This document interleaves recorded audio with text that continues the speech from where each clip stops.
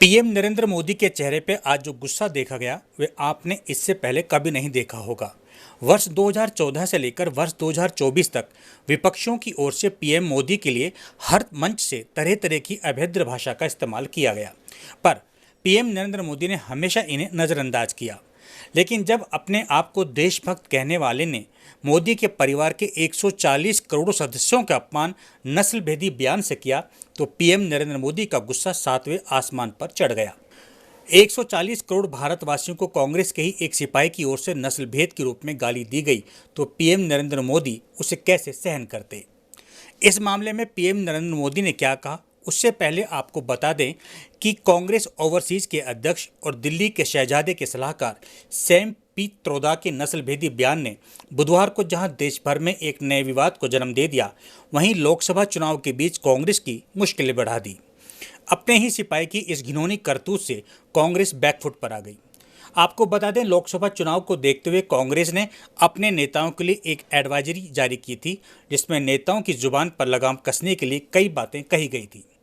किस नेता को कब और कौन सा बयान देना है, ये सब एडवाइजरी में शामिल था, लेकिन दिल है कि मानता नहीं और फट गया बम। सैम के इस बयान के बाद सोशल मीडिया में तरह तरह के कमेंट्स पढ़ने को मिले। लोगों ने कमेंट्स के जरिए जमकर भड़ास निकाली और अभी तक निकाल रहे हैं। विवाद बढ़ता देख आनन फानन में कांग्रेस ने तत्काल सैम के कथित नस्लवादी बयान से खुद को अलग कर लिया। कांग्रेस पार्टी के प्रवक्ता जयराम रमेश ने सोशल मीडिया एक्स पर कहा, सैम ने पॉडकास्ट में भारत की विविधता को दर्शाने के लिए जो उदाहरण दिए हैं वे सबसे दुर्भाग्यपूर्ण और अस्वीकार्य है। भारतीय राष्ट्रीय कांग्रेस इन उदाहरणों से खुद को पूरी तरह से अलग करती है। लेकिन अब कांग्रेस को कौन समझाए कि जिस तरह बंदूक से निकली गोली वापस नहीं होती, उसी प्रकार सैम के बयान से खुद को अलग कर लिए जाने से कुछ नहीं होने वाला है। इस समय जनता के पास वोट का हथियार है और वे ऐसे लोगों को करारा जवाब देने में माहिर है। सैम पित्रोदा द्वारा भारत की अनेकताओं को जो उपमाएं दी गई हैं वो बिल्कुल गलत है, दुर्भाग्यपूर्ण है और अस्वीकार्य है, बिल्कुल अस्वीकार्य है। भारतीय राष्ट्रीय कांग्रेस इन उपमाओं से अपने आप को पूर्ण रूप से अलग करती है और इसका खंडन करती है। दरअसल सैम ने यह नस्लभेदी बयान एक अंग्रेजी अखबार को दिए इंटरव्यू में दिया। सैम ने कहा, भारत ऐसा विविधतापूर्ण देश है जहां पूर्व के लोग चीनी जैसे दिखते हैं, पश्चिम के लोग अरब जैसे दिखते हैं, उत्तर के लोग गोरे जैसे दिखते हैं और दक्षिण के लोग अफ्रीकी जैसे दिखते हैं। One view, and that view centers around Ram temple, God, history, heritage, Bhagwan, Hanuman, Bajrang Dal, and all kinds of issues. Fine, I respect their view. There is another group which says, look, our founding fathers fought from British Raj, not for Hindu Rashtra, but for a secular nation. Pakistan decided to create a nation based on religion and see what happened to them. We are a shining example of democracy in the world.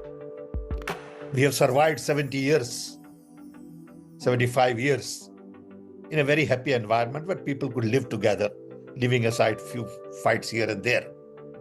We could hold country together as diverse as India, where people on east look like Chinese, people on west look like Arab, people on north look like, maybe white, and people in south look like Africa. Doesn't matter. We are all brothers and sisters.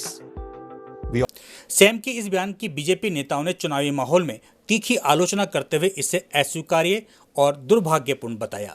आपको सबसे पहले सुनवाते हैं JP Nadda ने इस मामले में क्या कहा। कहते हैं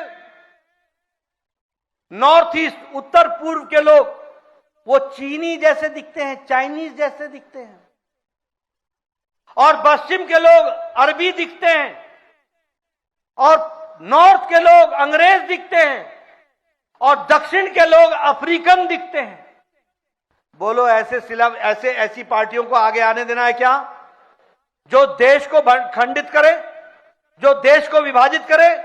एक नेता इनका बोलता है कि नॉर्थ और साउथ में अंतर है, साउथ के लोग ज्यादा दिमाग रखते हैं, और एक नेता यह बोलता है कि साउथ का अलग देश बन जाना चाहिए। वो बैंगलोर से चुनाव लड़ रहा है, उप मुख्यमंत्री डीके शिव कुमार का भाई है, डीके सुरेश। कहता है अलग देश बना देना चाहिए। बोलो ऐसी कांग्रेस पार्टी को लाना है क्या? लाना है क्या? सैम के इस नस्लभेदी बयान पर केंद्रीय मंत्री और हमीरपुर से बीजेपी के प्रत्याशी अनुराग ठाकुर ने कहा, कभी संपत्ति को आपकी संतान से लेने की बात और विचार ऐसे देने का काम करते हैं, तो दूसरी ओर अब हमारे भारत के पूर्व के जो निवासी हैं उनको चीन के साथ में कहते हैं, उनकी शक्लें चीन जैसी दिखती हैं, पश्चिम वालों की अरब जैसी दिखती हैं, उत्तर वालों की अंग्रेज की तरह दिखती है और दक्षिण वालों की अफ्रीकन की तरह दिखती है। इससे बड़ा जातिवादी बयान क्या हो सकता है? कितना बांटोगे जाति के नाम पे, क्षेत्र के नाम पे देश को? अब आपको बताते हैं सैम के इस नस्लभेदी बयान पर पीएम मोदी ने क्या कहा। लोकसभा चुनाव के चलते इन दिनों पीएम नरेंद्र मोदी का धुआंधार प्रचार का दौर चला हुआ है। पीएम नरेंद्र मोदी बुधवार को तेलंगाना पहुंचे हुए थे। पीएम मोदी ने वारंगल में जनसभा को संबोधित करते हुए कांग्रेस नेता सैम पित्रोदा के भारतीयों को चीनी अफ्रीकी से तुलना करने को लेकर राहुल गांधी पर जमकर निशाना साधा। मैं बहुत गुस्से में हूं आज दोस्तों। मुझे कोई गाली दे, मुझे गुस्सा नहीं आता है, मैं सहन कर लेता हूं। लेकिन आज शहजादे के फिलोसोफर ने इतनी बड़ी गाली दी है जिसने में गुस्सा भर दिया है। कोई मुझे बताइए, क्या मेरे देश में चमड़ी के रंग के आधार पर लोगों की योग्यता तय हो जी? क्या चमड़ी के रंग का खेल शहजादे को किसने इजाजत दी है? संविधान सर पे लेकर के नाचने वाले लोग चमड़ी के रंग के आधार पर मेरे देशवासियों का अपमान कर रहे हैं। शहजादे, आपको जवाब देना पड़ेगा। चमड़ी के रंग के आधार पर मेरे देशवासियों का अपमान मेरा देश सहन नहीं करेगा और मोदी तो कतई नहीं करेगा।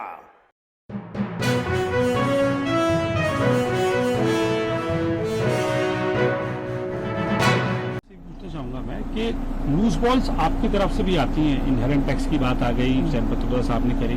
आज उन्होंने एक कमेंट कह रहे हैं हमारी तरफ से आती है, तो लूज बॉल्स जो आती है उसको पूरी तरीके से प्रधानमंत्री को तो फुल टॉस खेलने का मौका मिलता है। आज मंच से उन्होंने ये कहा कि जो रेसिस्ट कमेंट किया है सैम पित्रोदा ने, लेकिन आप देखिए कि प्रधानमंत्री भी राष्ट्रपति को भी कनेक्ट कर दिया।